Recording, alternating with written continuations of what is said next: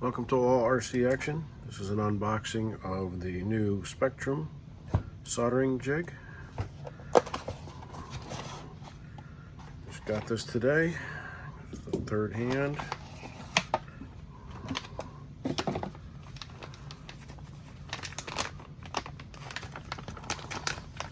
Pretty heavy.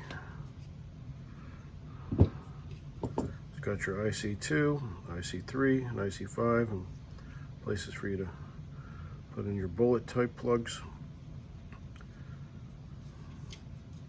It's metal, feels good.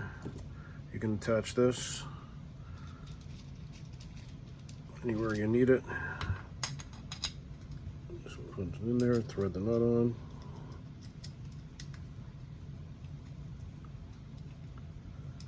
And you got a third hand there to help you. I'll be soldering a little bit later.